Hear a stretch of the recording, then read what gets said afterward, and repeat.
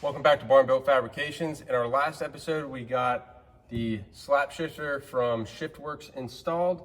So the next thing that we're going to do in the video for today is going to be to final install our center console. We're doing a center console conversion on this car from column to the center console.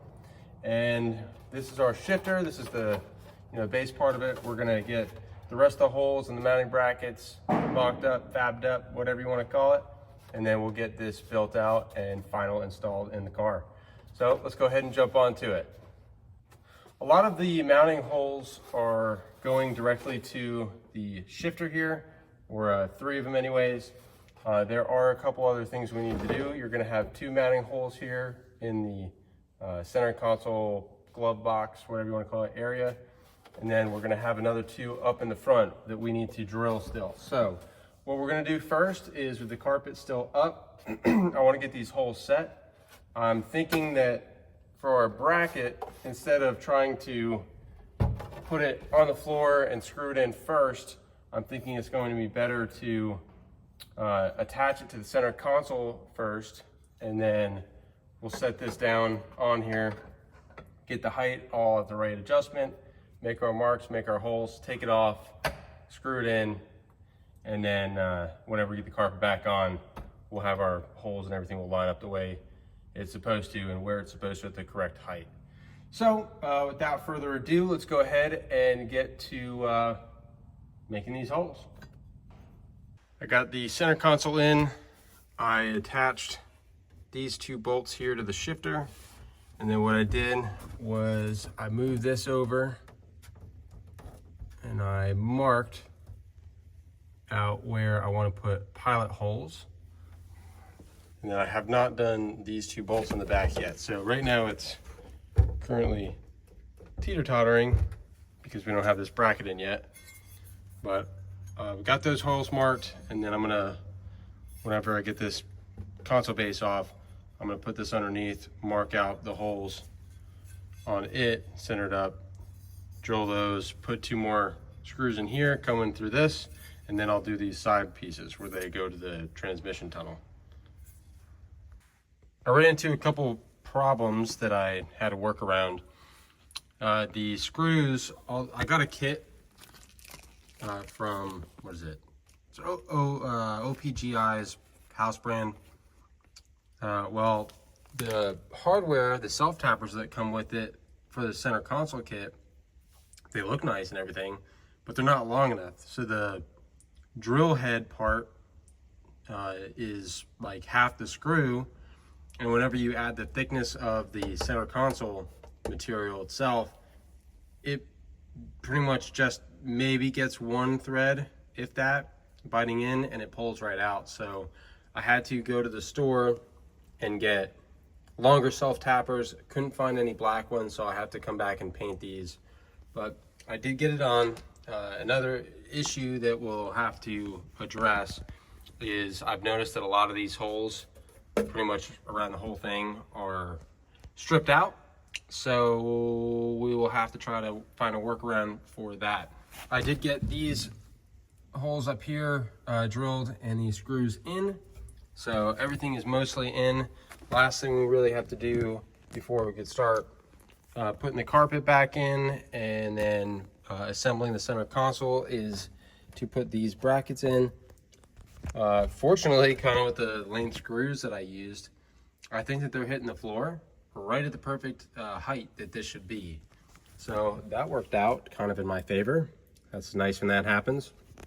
So we'll just make sure it's centered. We have a little bit of play back and forth.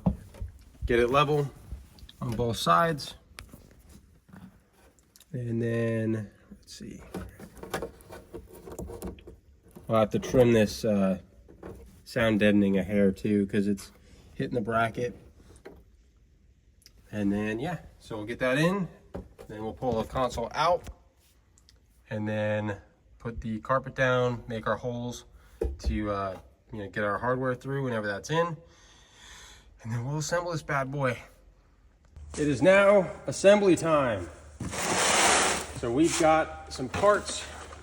Got a new door here, we got the latch, we've got the seals to put on, and I'll show that as we go through.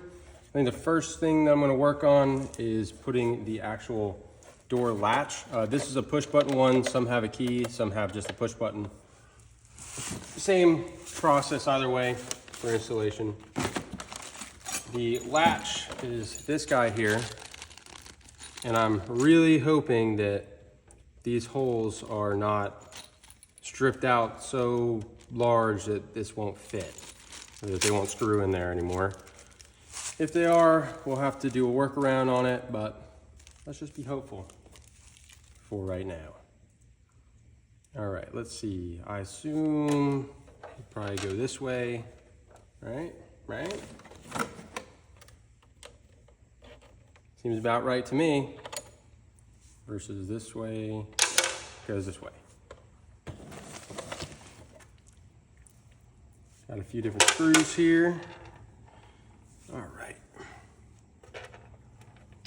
And the verdict, way too big. Great.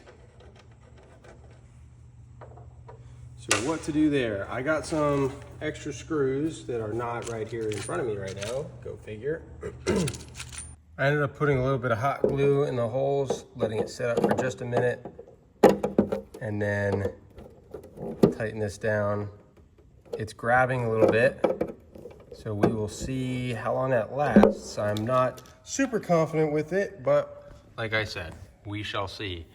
Worst case scenario, I'll probably go with an epoxy. This isn't something that I foresee, hopefully, not have to take out after I get it installed and set. So it does have a notch in it where you can slide it up and down to set the tension you need for the door.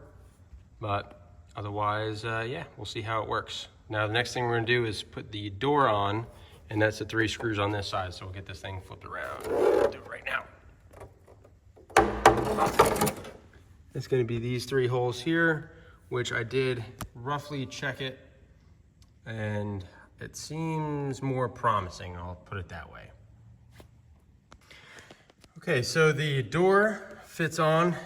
Fortunately, those were not stripped out, but another issue, possibly a fortunate one, is that the location of that latch probably needs to change and move down a decent bit because the fitment of this door sucks. See that gap? That's nowhere near tight enough. So I guess the silver lining is that we can make new holes, and hopefully those new holes will not be stripped. So now it's just gonna be a guessing game about how much lower do we go. That is looking way better. Pretty good fitment right there. And then we got good tension. If I can do this with one hand, pop that up and open, and then it's got a nice tight tension to close and keeps the gap nice throughout the whole thing. That little gap you see here, there's a bumper that takes up the thickness of that. So I'll show you that here in a second. This guy here. The back's missing. I'll have to try to see if I can find a new one. But anyways, that's all on there. I had to move this down, what was it? 3/8 of an inch. And I moved the latch a little bit forward, but screwed in, didn't have to use hot glue, and it's nice and tight. So that worked out for our benefit. So the next thing that we're gonna move on to are installing the seals. They go here, and it's for where the shifter moves forward and backwards inside the shift plate. There's a seal for the outside, and then the plate in the middle itself has a seal too. These are then both installed. So you just have that metal strip on the inside with 2 screws, 1 for each side. Now it's time to put this center console back in the car to finish the top plate and the centerpiece here. Carpet's back in, and I made the cutouts for that rear mount. Opened it up in the middle for the shifter, and then I also opened it up in the front. I cut this out because I want to try to keep the front as low as I can so it's got the best fitment against the carpet. And then also with those screws being as short as they are, the ones that I showed you, I don't want to run into issues where the thickness of the carpet makes it so it no longer fits, which I'm already honestly worried about to begin with. So I'm going to drop this on same way I had it on in the mock-up, and then we'll finish off the rest. I forgot a part. This is a lighting panel. It's a courtesy light for your back seat whenever you open the door. This needs to go on the back of the console here. It'll bolt up kind of like so. So I'll get that screwed in. One thing I want to talk about real quick is that I'm not doing the wiring in this video. I'm going to be doing it in the future. Not too sure if I'm going to be doing the entire dash harness new, or if I'm just going to try to splice into it and do adapters and everything else. So kind of leaning towards maybe doing the whole thing, upgrade to ATO fuses, but for now, this is just going to be the mechanical setup without the lighting, which is what you have. You'll have lighting for here. You have a light that goes in the back, lighting for your little shift indicator here. And yeah, that's pretty much it. Oh, also your reverse lights and neutral safety switch, which is what's here. So all that wiring. The last two things we need to do is to install our top plate, which is very simple. It just lays down on top here.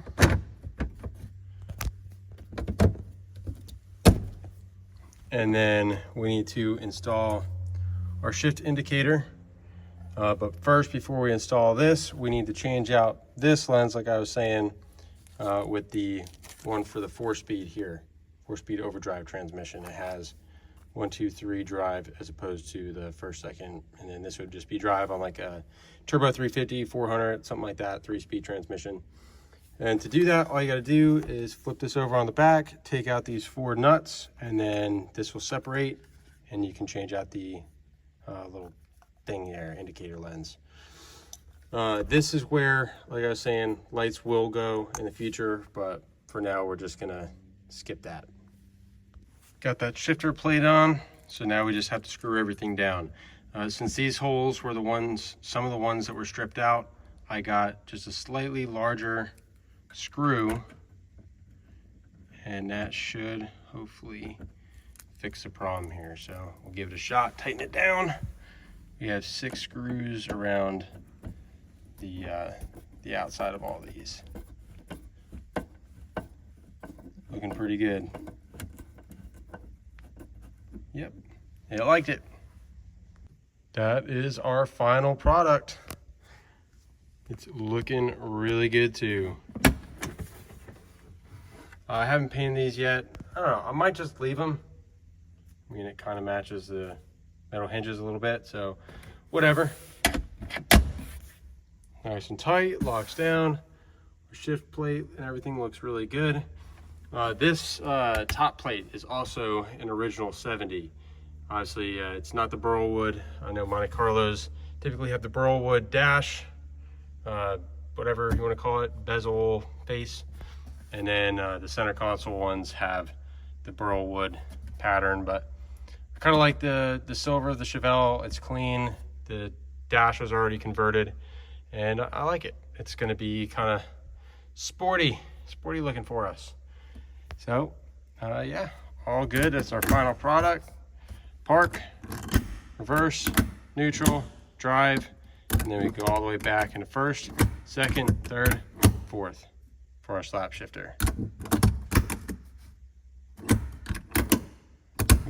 Overdid it. First, second, third, fourth, park. Fully in, man. Looks good. Nice and firm. Not going anywhere. And it's got a nice fit against the carpet, which I was looking for.